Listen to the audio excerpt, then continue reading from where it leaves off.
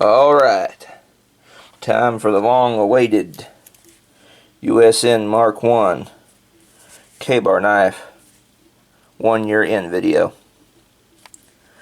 Real quick here at the beginning of this video, I'm going to state that I have carried this knife for a whole year. I got this knife in September 2017.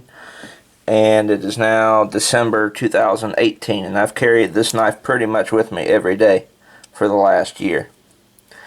And I want you to see how well the sheath is held up. You can see there where it's constantly been put in and out between my belt and constantly having to contour to my body as I sit down and move.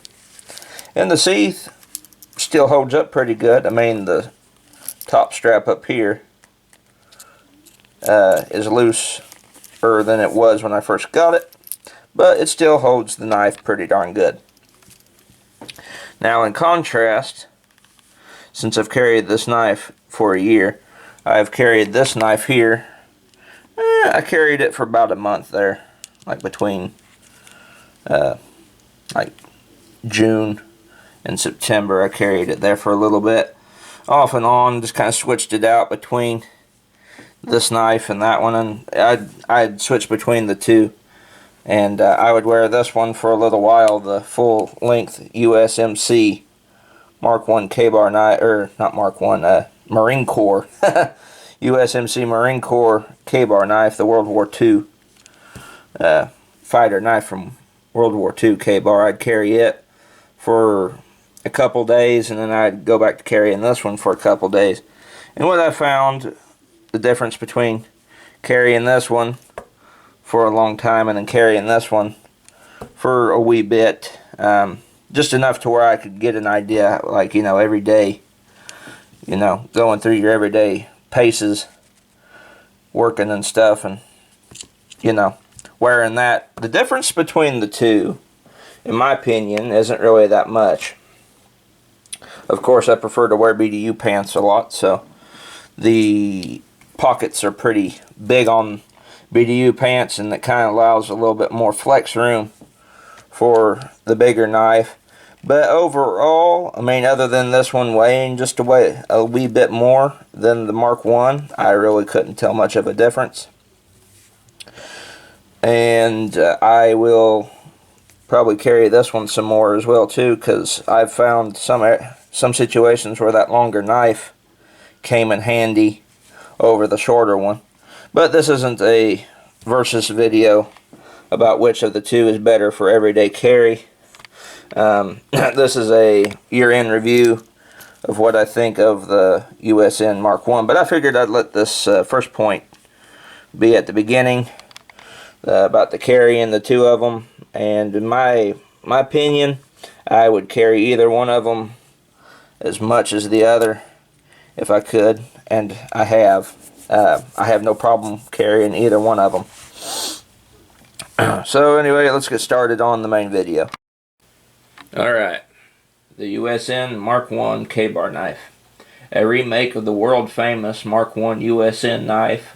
This updated version features epoxy powder coated blades for superb corrosion resistance and non-reflective surface, tang stamped USN, leather sheath included. Alright, that's from the Ka-Bar's website.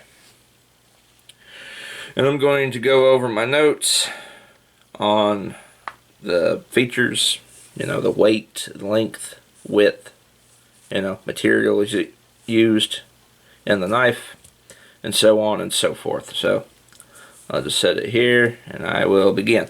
Alright, the weight is 0.50 pounds. It doesn't even weigh a pound. It is a very light knife. In comparison to the USMC, it's almost as light as a feather. The USMC full-length Ka-Bar knife is pretty heavy. Blade type fixed, obviously. Blade length is 5.125, 5 inches and 1.25 inches long. I took a pair of calipers and measured the blade. I will put a picture of that in right now.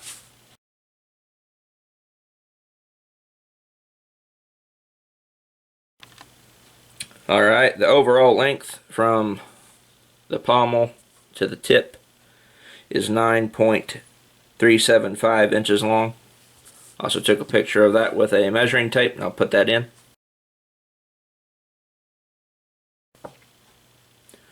Alright, the edge angle right here is 20 degrees. See, the shape is a clip. That's what it says on my notes. Clip point. That's the shape, the stamp. The stamp there on the tang says USN MK1. See, pocket clip, it has none. There's no need for a pocket clip on it, obviously. The steel that it is made of is 1095 Crovan steel.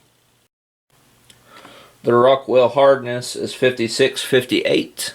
Yeah, the butt cap and guard are made out of 12 gauge commercial grade carbon steel. The blade thickness is 0.165. And the blade width from the back of the spine down to the blade is 1.125 inches long. And I do not have a picture of that, but as you can see, that pretty much tells you the thickness. Alright, so that was the specs of this knife. My use for this knife, as of course you may guess, is I wear it every day. When I'm out and about, this has become a very, very good utility knife. And I've kind of scuffed it up back here on the back a wee bit. This came in handy when we were moving here to the new home from the old home. I dropped it and cut a big gash in the pommel back here. It is full tang, although I mentioned that in my preview video of this. And I have to say, for a work knife, this is a very good one. It hasn't let me down. It's razor sharp. I've only had to sharpen it once, and that was because I cut something that was pretty hard, and it kind of nicked the blade up here a little bit. I think you can see. Let me zoom in. See if I can get it to focus. Nope. Yeah, there we go. Alright, so I kind of like nicked the blade up here in a spot somewhere.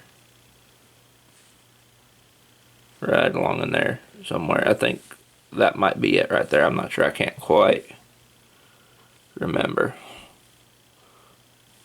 But anyway, I hit the blade. I was cutting something and nicked it, and I hit it with a white stone. And I think it's sharper now than when I first got it, after I touched it up with a white stone. It's really sharp. I wouldn't want to get cut with it. But it's held its edge the whole year I've had it. Last year in deer season it came in handy, because when me and my dad was setting up in our bushwhack stand, there's a little tree in front of us, and I had to cut it. And this thing, you know, for as lightweight as it is, it doesn't offer a whole lot of chopping power, but it makes up for it in the fact that it's like, you can get a good hold on it and, you know, really control your swings. And it's razor sharp too. That also helps. And I split that little tree right down the middle and kicked it out of my way.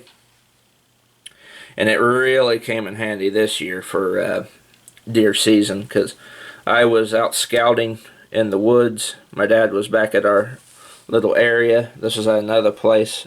He is set up back in our other little area, and I was out scouting behind him, seeing if I could find some deers and see where they were going. And I was going up a hill, and it had just rained the night before, and I got caught in a briar thicket. And that sucked, because I was on a muddy hill, and you know, if I'd lost my foot, and I'd have tumbled from here to Walmart. That's a saying that we have for, like, if something's a real long distance. But anyway, I would have tumbled and rolled, and my other hand was occupied with a stick, because I had to pick up a tree limb and use it as a walking stick to kind of balance myself so I wouldn't slip and fall. And I tried to negotiate the terrain, and get through the briar thicket, but I couldn't. So I slowly reached and grabbed this knife, and you know, the shortness of it came in handy real well, because I could, you know, bring it around and cut the briar thickets off of me, and cut them off, and off me, and off my arms and my clothes and my jacket, and cut them down out of my way. So this dude really came in handy this year, because if I hadn't had this on me, I would have been trying to get my pocket knife out of my rear pocket of my pants, and I would have probably tumbled, because I did not have the best balance in the world where I was right there. So this dude came in handy 2 years in a row, and it came in handy real well during the move, because there was a lot of stuff I had to cut, and it really came in handy as a good utility tool. I mean, I had to use it to like unscrew screws in some spots. Just use the back of the spine. Used it as a hammer. Had to knock some stuff into wood, like nails and stuff. I mean, it was such a big long process, the whole moving. I can't remember all that we did, but there was a lot of moving, and there was a lot of stuff I had to cut, and this knife came in handy every time. It's a great little knife, and I would totally recommend it. I give it a thumbs up, especially for a carry knife. If you're living in a state where you're able to carry a fixed blade like this, I'd say go for it. It's a great everyday carry knife if you are, you know, into carrying a fixed blade. Alright, the USN MK1 comes in 3 models. Comes in the synthetic, leather, and then leather serrated, and the regular leather without the serrated blade. Through Ka-Bar, Ka-Bar's website is $102.90. But through Amazon, where I bought mine, it is $62.69. And I bought it last year in September, the 10th of September. And for those of you who are curious, I will go back and I will show the price for these two. So the synthetic model is $84, and the serrated model here is $96. So mine was the more expensive of the two on Ka-Bar's website, which I find interesting. Well, anyway, this kind of wraps up my semi-review of the USN MK1 Ka-Bar. I love it. One of the best fixed blade knives I own. It's come in handy. It's helped me out in several situations this last year. I certainly am grateful I had it on me this deer season when I was out scouting on that muddy hill. Because boy, oh boy, I could have got hurt pretty bad if I'd fell. And if I hadn't had this, I would have tumbled on down the hill, because I wouldn't have been able to have got them briar thicket limbs off of me if I hadn't had this. Well, anyway, I figured I'd do this video because I've been talking about doing it for a while, and I just now finally got time to do it. A great knife. I would definitely recommend one. And they offer one in synthetic too if you guys don't like leather, or if you just want a beater knife and you don't care for the, you know, to have it looking like it's from World War II. If you want it to look tactical, that they offer the synthetic one. Anyway, great knife.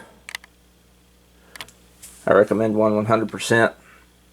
I think I'm going to get another Ka-Bar knife. I might get 2 or 3 more, I don't know. But I've been thinking in the back of my mind here, you know, knife-wise, on stuff. I'm thinking about getting another Ka-Bar. Now, I don't know if I'll get one of these, but another, Mark 1. I might get another full-length Ka-Bar like this. I want to get the Army one that's serrated. But I'm wanting to get another Ka-Bar, and pit it against an Ontario knife. I don't know when that will happen, but when I get the money, I'll buy another Ka-Bar and I will put it up against an Ontario knife of some kind. I'll have to sit down and see which two models I want to put against each other, because you can never have enough knives. It's about like guns. These are good utility tools for cutting and other types of work. Anyway, that's been my video on the Mark 1. Next video coming up this week. I am going to the range tomorrow, hopefully, to shoot my AR-15 and M1A at them humanoid targets. I displayed a few videos back. And I think I'm going to do a frequently asked question videos on how to center a rifle scope, my most popular video. So stay tuned for those. Until next time, I'll see you all in the next video.